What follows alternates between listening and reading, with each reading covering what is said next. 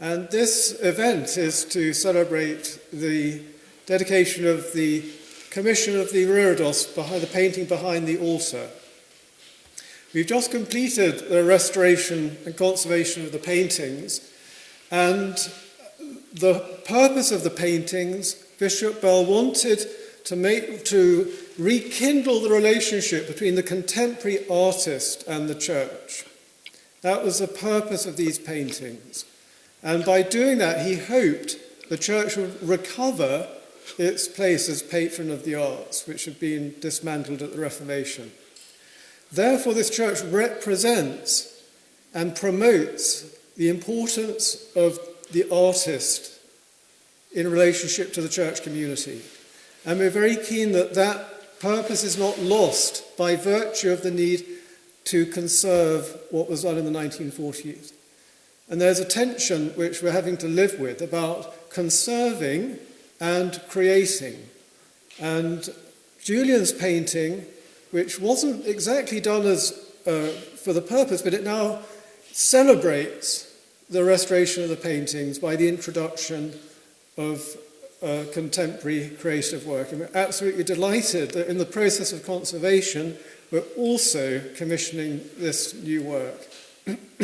So I'm going to begin with a kind of contextual introduction to the painting, and Julian's going to join in as we actually get to the commission itself. But I think it's just interesting to understand the work within its context, because there's something unique about a commission for a church, because it's being painted for a particular place, and it's got to be there for a long time, and it's a sacred space. And that is a very particular and peculiar kind of commission.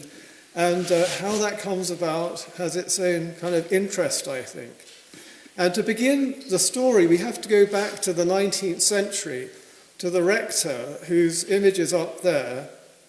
And he arrived in this parish, and the church was falling down. He set about the restoration of the church. And there he is at the age of 38. This must have been about 3 years before the completion of the Victorian restoration of this church. So here's a young rector full of energy, determined to make his mark, intelligent person. He got a first in maths at Oxford, and he'd come to this quiet little parish. And he set the church in a kind of rural Anglo-Catholic tradition. While he was studying at Oxford, he'd heard people like Pusey, the beginning of what's called the Oxford movement. These were clergymen who wanted to reintroduce Catholic elements into Anglican worship, with particular emphasis on beauty and the sacraments. And he brought a little bit of that with him. So the next slide shows how the church looked when the restoration was complete. So there we have the black and white photograph of the interior with the new chancel screen, the new pews. The chancel had been extended, and through the doors you can see the reredos, designed by Henry Woodyer. All the windows were leaded clear glass. And here's another postcard photograph of the interior and the screen decorated, perhaps for Christmas. Again, looking through the screen, you can see the altar there. Ellman brought to this church kind of new practices. And whenever you bring anything new to the church, you generate a certain amount of controversy. So he wrote in his Recollections of a Sussex parson, "When I started chanting the canticles and having flowers, it was considered a startling innovation. The high chancel screen with its doorway that could be locked if needful, that I had made from good parts of the old church oak when the church was restored, was in either many popish. But I carefully felt my way and introduced nothing that could not be a help to my people and that the parishioners did not appreciate.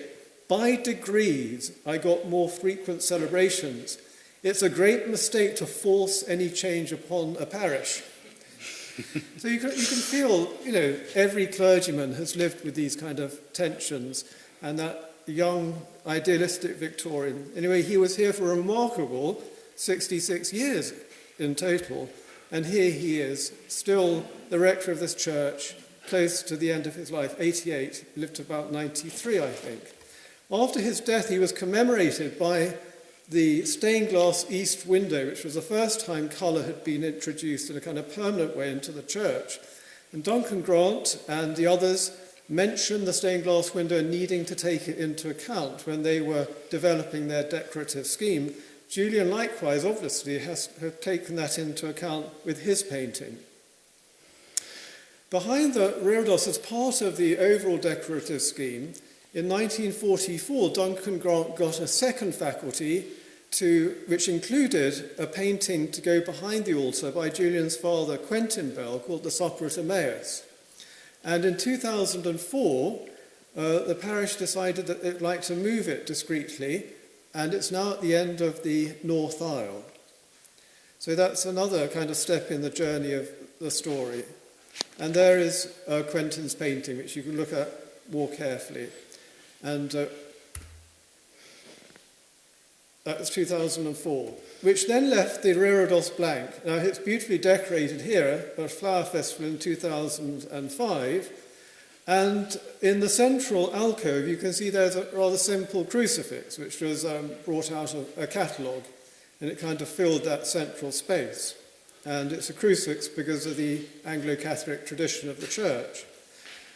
Usually it was just blank. Most of the time it was just that blank plastered wall which you see in the photograph. And then the crucifix was stolen a few years back, and it kind of left a gap.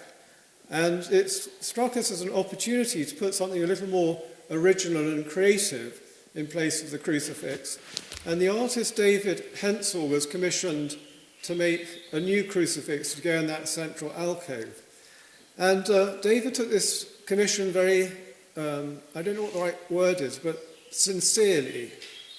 And he spent about a year exploring options and worrying about it and not knowing quite what direction to go in. And there's a pamphlet at the back in which he outlines the process of development of his crucifix. And here's some of the images in that pamphlet. So he considered the breadth of different ways in which people have portrayed the crucifixion. And here's one of a rather lovely sketch which he did. He moved away from the figure on the cross towards what is in effect a kind of resurrection figure, or a Christ, more like a Christ enthroned figure. And these beautiful plaster sculptures show the development of the posture, position of the head. These are all things he gave very great consideration, and finally arrived at this sculpture in bronze of what is a kind of resurrection crucifixion, a liberated Christ from the cross, and entwined with nature and creation. So this is a key element of his depiction. It's sort of this creation, resurrection, crucifixion. One hand turned lightly out, the other lightly in a kind of giving and taken invitational manner. So that's what was in there when the commission for the paintings came about. And just for fun, Julian is already permanently in this church by way of the fresco painting in the chancel. He's forever young in the Berwick Church. And his father sketched him leaning out of an armchair in the manner that Duncan had. My father asked me to kneel. I was a kind of scruffy student at the time, with one knee on a bed, wearing a blanket draped around me and doing my best to impersonate a heraldic angel. Yes, I never expected to appear in this church again after that, but there I am, doubled up over the side of the vestry door, yes. A very, very obliging teenager. And there you are then, Julian, looking at yourself, either side of that heraldic shield. Well, and the one of only two true frescoes in the church. So your father Quentin offered to do true frescoes. He thought it was great fun or something. What? And did one on either side of the chancel in the 1970s, which dates back to that period.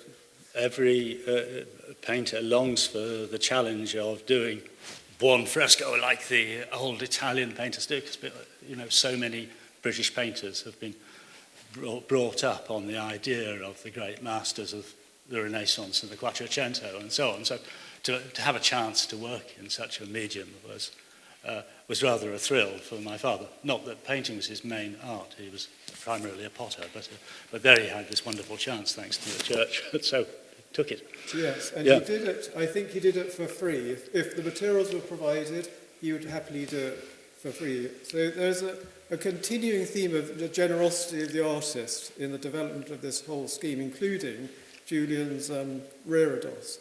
So the commission got underway following an exhibition in the church of Julian's paintings.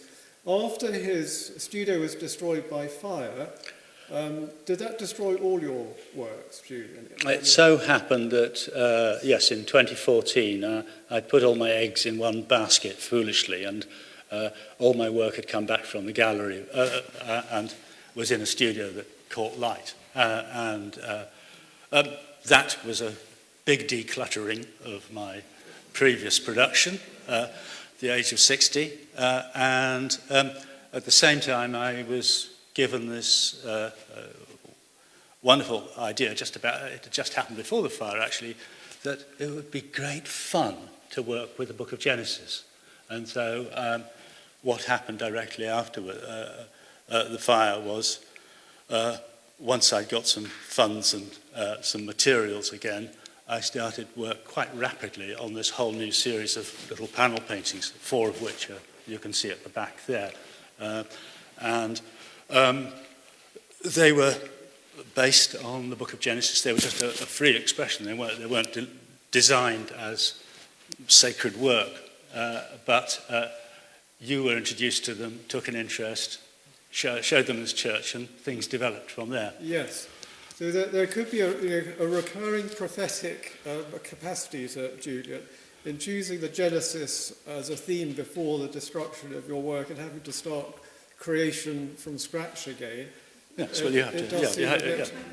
And that work, that collection of works called Genesis, was exhibited in Lewis and then came here to the church over a weekend like this weekend. And seeing the paintings in here, living with them for a few days, led to the idea of commissioning Julian to decorate the reredos. And so the process began. It was about the same time he had a bequest from a parishioner called Sheila Hamilton. And Sheila was someone who loved the arts, was heavily involved with Glyndebourne. And she hadn't specifically requested we do anything with her bequest, but it just seemed appropriate that it should be used in this way and that some of the bequest should go towards something permanent to remember her generosity. And so it's commission is in memory of Sheila. So Julia was presented with the stained glass window above, the altar below, and the bright white cloth on the altar as a kind of context. But I also introduced Julian and David. I thought it was important that these two artists had a dialogue because these two creative spirits and their works had to dialogue with each other. And of course that was inherently a sort of tricky thing to do. And there was an exchange of emails and site meetings, and David initially, as you can read, the sculpture really is more than just a bronze figure. It includes a space around it. The central alcove is an important part of the sculpture. It's like a reflector, presenting the essence of the figure out into the church. It was designed to be empty, and I believe it needs to be kept empty to retain its effectiveness. That's just one part of a number of emails. There were frank exchanges. But they were very frank. As you were pointing out. But I believe we resolved them. You did resolve them beautifully. And I mean, it's for others to judge. But, yeah. So there was another element of tension around change and development, but in a healthy way. And they discussed it. So the first, and there's now a sequence of images showing the development of the commission. So Julian was presented with the invitation to decorate the reredos, and then it was kind of over to him, really, at that point. Well, yeah, it's, you're laying down the bare facts of this matter. Yes, there were frank exchanges, and there were fumblings on the part of this particular painter. This was my first notion. Here I was a painter used to doing easel paintings, freestanding saleable paintings, sometimes a commissioned portrait or whatever, but not used to working in a sacred space for, something that would be in the central line of vision in worship. And it was a daunting challenge to me, and at the same time a thrill. I mean, like Duncan and Vanessa, who I'm sure leapt at the chance to at last to follow in the footsteps of those Renaissance masters and actually paint in a large religious space. I thought, oh yes, here I am in my early 60s with this big break at last. But I was coming from a perspective of having done this Genesis series, and the first thought that came to my mind there was kind of based on the first words I'd started the Genesis book with, which were the first verses of the Bible, "Let there be light," and my book sequence had opened with a picture thus of light forming out of darkness. And so I thought, yes, let there be a kind of great suffusion of light, a galaxy circling round the central figure of the crucified Christ. And then I thought, but that will kind of dazzle out the central crucifix, which will then become a kind of negative darkness in the middle of all that. Perhaps contrastingly, I should try and work with David Hensel's sculpture, which I think is very much a vision of Christ infusing himself out into the world organically.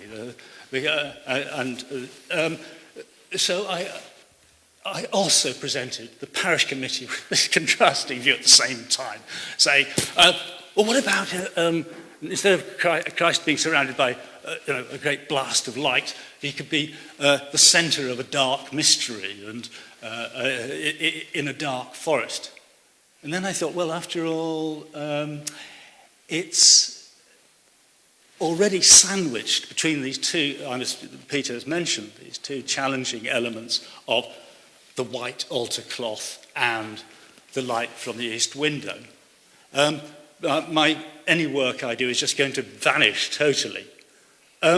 So I presented these two contrasting ideas to the parish committee, and they went, and quite rightly, they didn't work, but it was all part of the learning curve. So I think the worthies of Berwick sat on them for several months, and then in desperation, I suddenly realised that I needed to step up my game and move on. Yes, I know. We'll. Sorry, just for a second. Yeah. Sorry. Ruth, could you turn the lights off? Press the off button. Thank you. And I thought, so much of the decoration here, the lilies, the seasons here by Duncan, the pulpit by Angelica Garnett, Duncan's daughter, are celebrations of flourishing and vegetation and all the pastoral beauty that surrounds us in this particular place. And let's just present a very simple. This was a very quick and ragged, instant sketch which I presented at the last minute, and which found much better favour with your committees. It did. And so there we were. We'd got a kind of foothold from that point. And this is a 4-year process or something, isn't it, Peter? I mean, we started in 2017. It must be, yes, it must be 4 years altogether from the start. So there are lots of committees which projects have to go through, and everyone has to have their say, and then you hope that, you keep them going, and you hope you get permission, and then you get put onto another committee. So we arrived at that. Now the PowerPoint's frozen at this point, but well, the flower meadow just point out, also picks up Duncan's flower meadow, Yeah. which the serviceman and the bishop are kneeling down on as well. And then... So I had arrived at something that pleased the parish committee, and by the same token, it's hung around in my studio and started to displease me. And because I'm a tricky kind of painter, and I was brought up in an art school orthodoxy of everything in painting, partly the generation of these painters was everything, you've got to have lots of real concrete paint, assertive, coming forward in masses of colour at the viewer. And it's a splendid principle, but I'm a romantic, and I like taking the view to distance and an infinity, and I love glazes and recessions and mysteries and all that kind of thing. So after looking at this for long enough, sitting on my studio wall, I thought, that meadow, I'm going to take a mower through it. That's what I'm going to do. I drove a central path to it, simply because it was formally annoying me by being too flat on and flourishing and plain assertive as a design. I wanted something more interesting to happen. I wanted a beyond, an infinity. There was also a bit of discussion at that point again with David Hensel, who I think wanted to push his point about keeping the central one open. Yes, I think he prompted the process very well at that point. Yeah.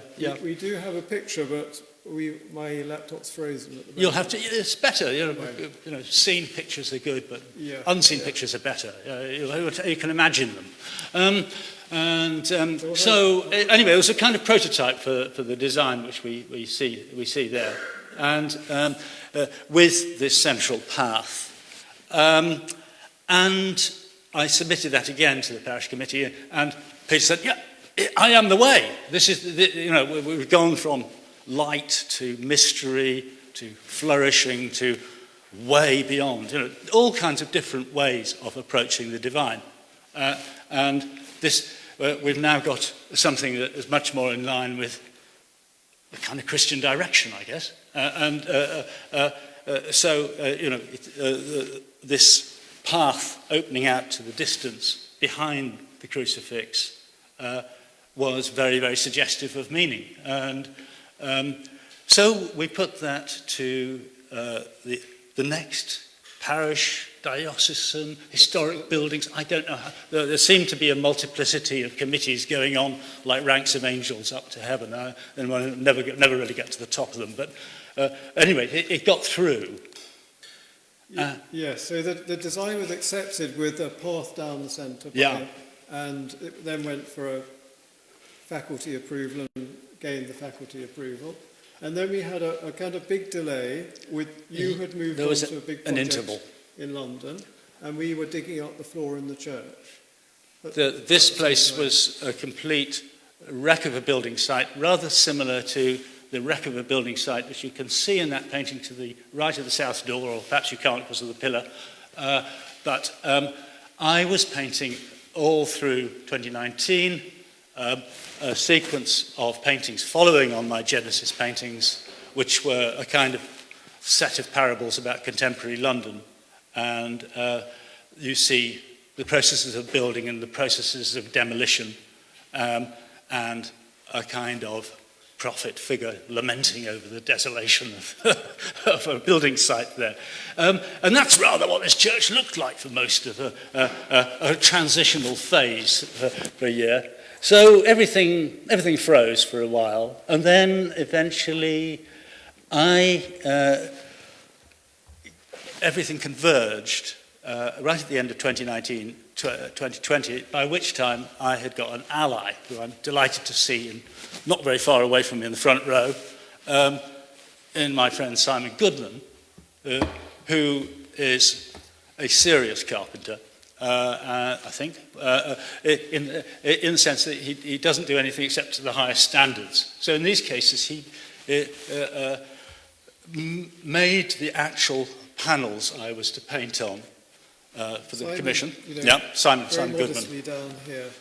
And he made them of extremely solid oak, great big weighty objects. And though the 5 trefoil arches look regular enough, they're not. And he spent ages trying to carve them exactly to the right size. So the result was I got these kind of 5 crafted and beautiful and weighty objects of seasoned oak. And it was just too terrifying to paint for a long time. And and looking at them again, I thought, no, that design may have got through 15 committees, but it definitely won't do for these panels. So we've got to up our game. And then I realised, well, everything's got to, the horizon's got to be low because Christ has got to hover above the horizon. And so we've got a big sky. We can't just have a big bland sky. We need to have a transition. We need to have things happening. We need to have storm clouds.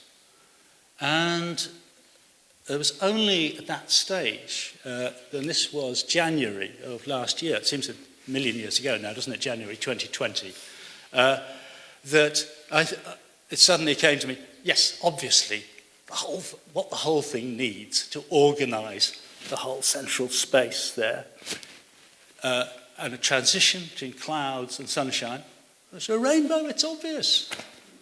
So there I am in January 2020, at last painting a rainbow into the scene. And, of course, within 3 months, the meaning of the rainbow as a national symbol, as a communal symbol, has completely changed, which is perhaps the most remarkable part of the whole process to me. So that's illustrating your kind of prophetic capacity there, in that it wasn't intended that the rainbow should anchor the painting in a historical moment, but as it stood, there was nothing really to anchor the painting historically, perhaps deliberately.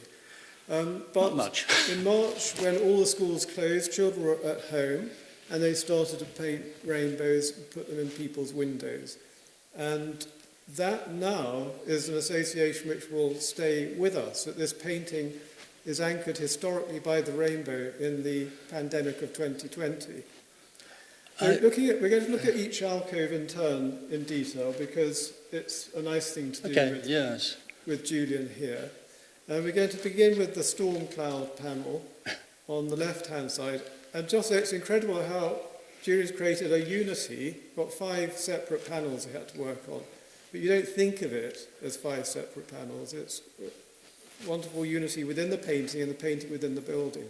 So beginning with the first panel, the detail which you might not readily have noticed is that thing tucked behind the poppers and the oxeye daisies. There is what's the nearest to an actual living human presence, a shepherd's hut in there, which seemed to complement the fact that this is one of the great sheep rearing areas of England, and that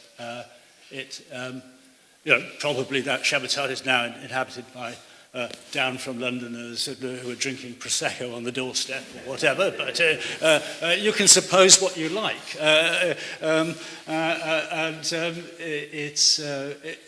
It seemed to fit a landscape that is very, very loosely based around a kind of compression of the whole view to the east from here. It's a kind of resume of the land from Wilmington down towards, well, we'll see if you pass through the panels. Yeah. Yes. So it's, it's slightly humorous, but coming from a Christian perspective, you think, the Good Shepherd, and there's the Good Shepherd's accommodation.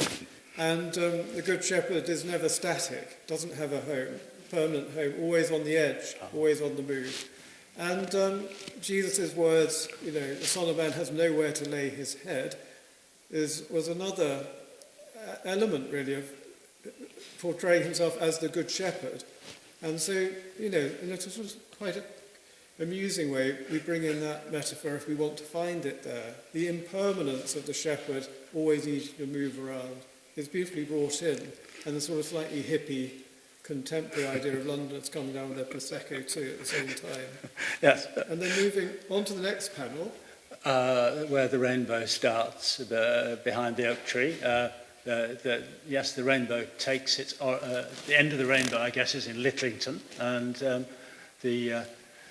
yes, I mean, hopefully all these things speak for themselves. But it's fun painting rainbows. It's rather challenging. You have to make a break and use a lot of glazes. And every painter seems to do it differently who's tried.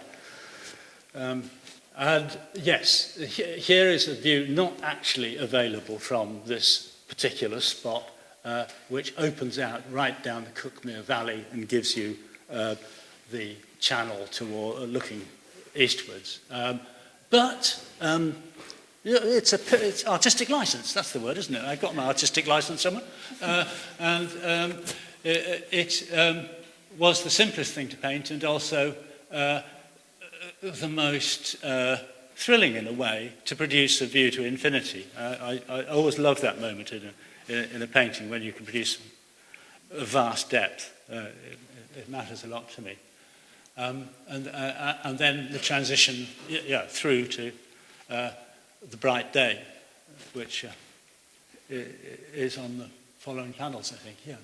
And with the figure of Christ over it, it invokes that expression of Christ where he says, I am the way. Well, as you said, yeah. Becomes a kind of... The fact it's in a central panel creates that symmetry as well, Julian, that you were... Yes, we had to think symmetrically, which, as I say, when you're working as an easel painter and producing works to be hung in sitting room walls or gallery walls or whatever, I'm not usually thinking symmetrically, and I think most of my colleagues aren't. But it is a very different challenge to produce something hieratic for a church such as this. Yeah. And that is more or less a literal transcription of a road that curves round the South Downs to the southeast of here, and then various, I've forgotten what that foreground flower is now, but someone will identify it. It's some particular thing below the dog rose, toad flax or something or other. And then finally, yes, in the last panel, there was a bit of decrepit wall, which is a kind of Sussex scene that's very dear to me. I came to Sussex from the north when I was 15 and spent a lot of my moody adolescence walking around the Sussex countryside among kind of decaying old walls and muddy ditches. And this is the kind of stuff that always haunted my imagination, old flint walls, kind of speaking of some former glory or dignity of some feudal estate or Victorian estate or whatever, which was now crumbling back into the organic world. And so I enjoyed to have that second matching sign of human occupation alongside the shepherd's hut on the far side. But yes, the one thing I'd kind of like to add to this is that it has been a learning process for me. I mean, yes, coming back to this, I've been trying to explain how, through lots of kind of stupid instinctual decisions that I made for kind of practical reasons as a painter, we need to cut through this meadow. We need to move. I was eventually forced to this decision to make a rainbow, which, had no intention to allude to any particular symbol, but it all comes together to do so. And you learn something there about the kind of shape of time and sequence of events. You started off as a scientist, didn't you, in your far-off days? And scientists are very, very against teleology, against the idea that everything's got a purpose at the end of it. And I suppose you have to you change your perspective if you're a person of faith, and think that things actually, events converge and do come to have a purpose, and that is what they mean. And that's, if I can, I still find this very difficult to explain, but that's kind of what I've learnt through this process, that though I didn't intend all kinds of things here, they've come together with the aid of Simon, with the aid of Adam Wildy, who organised the lighting, with the aid of many, many other people. I do believe we've come to the right place, and the necessary place, though we were fumbling around in the dark. I was through much of the process. So that's how I see the process. Yes, I think it's nice to hear that it wasn't intentional, and that it involves a certain amount of struggle and sort of groping around for one thing and another. And I remember when Julian came into the church with the panels, and this was as the restoration was coming to completion, and we put them up, the enormous sense of relief. And Julian looked at the words came to my mind. I got away with it. Yes, but I think you felt more positive of that. But yes. It's all I would always feel. It's as good as it gets. So there is a kind of underlying agony and anxiety about producing something. Yeah. And I think that's an important element, possibly, of anything of merit. And the result is something which is pleasing a lot of people for a lot of different reasons and in different dimensions. There is an essay which Julian has written, and to write the essay and to make a little pamphlet, I thought we need a title for the painting. And the artist surely is a person to give it a title before somebody else does. And Julian came up with the title, I Do Set My Bow, from Genesis 9:13. And in that passage, I'll just read out a bit of it. So God said to Noah after the great flood, after the destruction of everything, "This is a token of the covenant which I make between me and you, and every living creature that is with you for perpetual generations. I do set my bow in the cloud, and it shall be a token of a covenant between me and the earth. And the bow shall be in the cloud, and I will look upon it, that I remember the everlasting covenant between God and every living creature of all flesh that is upon the earth." Now, David Hensel's crucifix takes up the theme of Christ entwined in creation, and the Christian theology that the whole of creation is in need of redemption, not just humanity. It's not a question of pulling humanity out of creation, and that Christ is somehow bound up with the very energies of creation.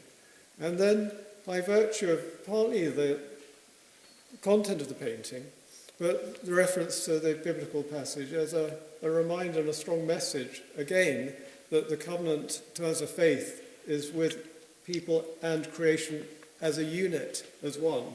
And that the change of perspective, that somehow we think of ourselves detached and not dependent, in control of creation, is a kind of a necessary readjustment we seem unable to make, to acknowledge our dependence on creation, and that it's of equal value not only to us but also to God. It's all on a plane, all only redeemable as a whole. Is a kind of, both the sculpture and the painting bring us to a kind of contemporary point of importance in terms of needing to think differently about our place in the world. So it fits beautifully, but not intentionally, with those concerns. But the COVID pandemic is probably the biggest event since the Second World War, which is a moment when these paintings were done and installed in the church. And Duncan Grant painted above the chancel arch this image of transcendence and a kind of a promise things would be all right. And on the lower level on the chancel screen, he was actually given a passage from Genesis which is an echo of the same promise that God makes to Noah, that in these 4 panels, God said, I will not again curse the ground any more for man's sake. The imagination of man's heart is evil from his youth. Neither will I again smite any more every living thing as I have done. While the earth remaineth, seed time, harvest, cold and heat, summer and winter, day and night, which are on the doors. So the 2 paintings are linked through the Genesis passage. Duncan was given the passage and interpreted it as the 4 seasons. Julian had his painting and chose to go to the Genesis story. I love that text. It kind of says, you're a hopeless bunch, but I love you. Yes. You know, the imagination of man is rotten stuff, but yes, nonetheless, I'll keep faith with you. Yes, it's exactly that right from the beginning with Noah, that covenant of love. And so the 2 paintings, 2 periods link through that Genesis passage in a kind of reverse way. One artist given a passage, the other artist doing the painting and choosing the passage and linking the 2. Both at a period, of crisis, and Julian's painting presents this beautiful image of a way through. I mean, a way through is what we all need, a sense of finding a way through what might appear to be a dead end. And the blank wall certainly presented itself as a kind of dead end of the line of axis of symmetry in the church, but now it goes on and on to infinity, into a vanishing point, to an end which is no end. And that all seems to tie in beautifully with historically, but also in terms of the context of the church. And Julian, you finished your essay in the pamphlet with this lovely quotation. And I'll read it out, and then if you want to say more about it, you can. But this interests me, though, the way that meaning may seed itself, take root, and start slowly to flourish, when a niche is provided by conditions that are formal, external, and abstract. That is one way God proceeds. That is where this painter's faith inclines. And beautiful words. Julian's a great writer as well as an artist. Well, thank you. And it's a lovely way to finish your essay and a reflection on the kind of artistic process of the commission. And that's certainly where I think there's quite a bit in the gospel where Jesus talks about things growing from seeds. There's clearly parallels there.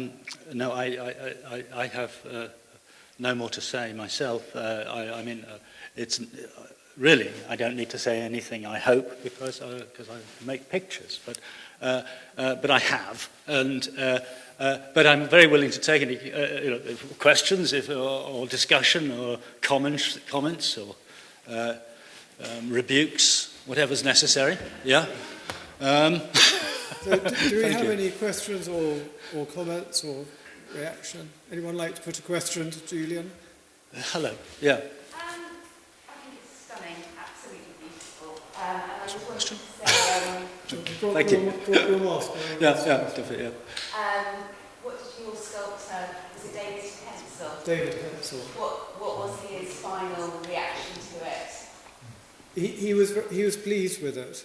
Yes, very pleased, like everyone else. I think he saw the extent to which Julian had responded to his concerns and the very clever way in which Julian has done it. So the two marry beautifully at this point of the track, the point of infinity, the figure of the risen Christ. I don't think there are any other. Trying to think of another place where a sculpture and a painting have come together in this way, and I can't think of anywhere. So if you know of anywhere, let me know, because it's just interesting artistically to know of another example. And two different Italian churches. Well. There's many in Italian church, I'm sure, in which everything happens in Italian churches. Yeah. Spanish churches. Yes. Thank you. Yeah. Any other thoughts? Yes. Oh, well, we can, as you like. We can talk.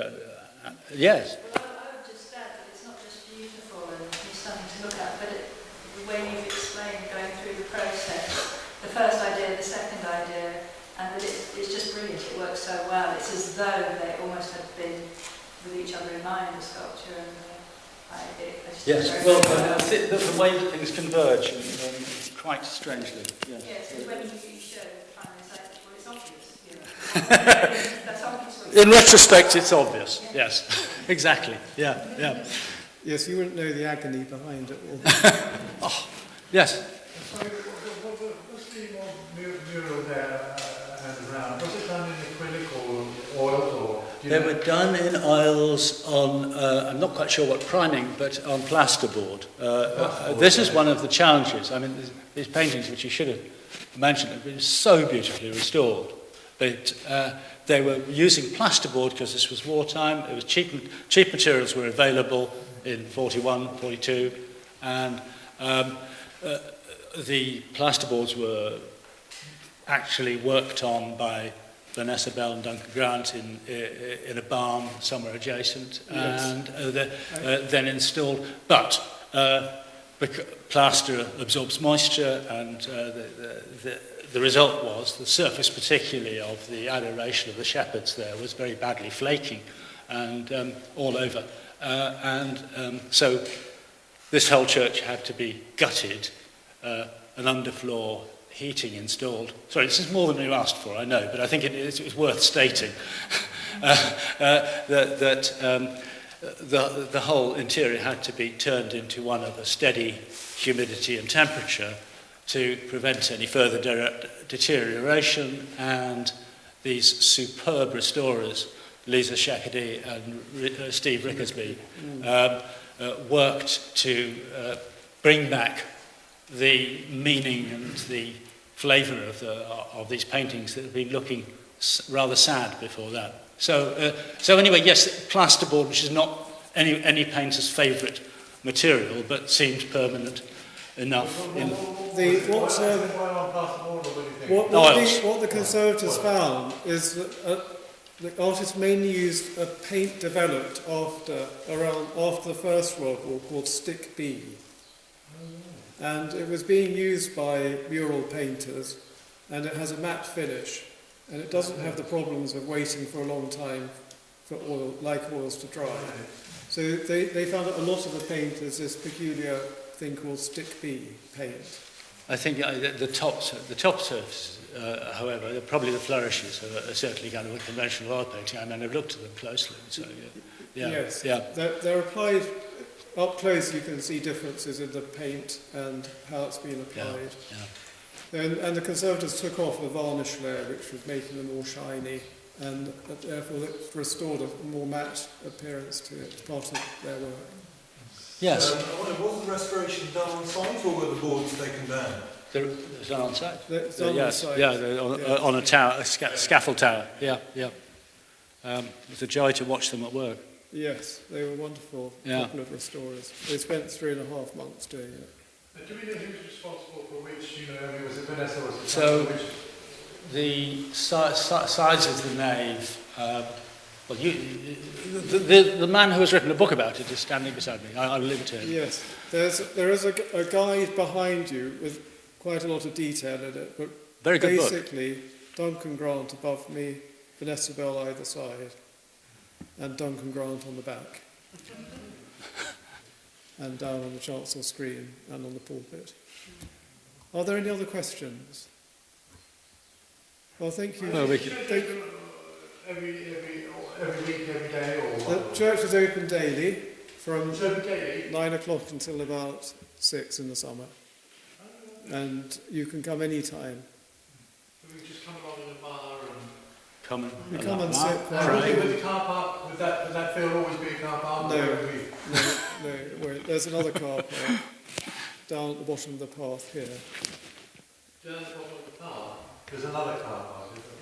Oh, that's the one to use, is it? Yes, Not the field. it's much smaller. Okay, But- thank you. Well, thank you very much, Julian, for coming along again, talking about your Thank you. painting. It's really Thank great you. to Thank hear. you. Thanks for listening. And yes. Thank you all for coming. Thank you.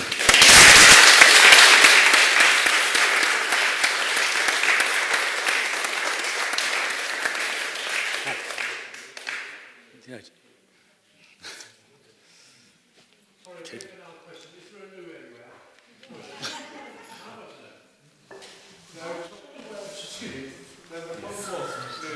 round the back of the church here. Yeah, we can rejoin nature.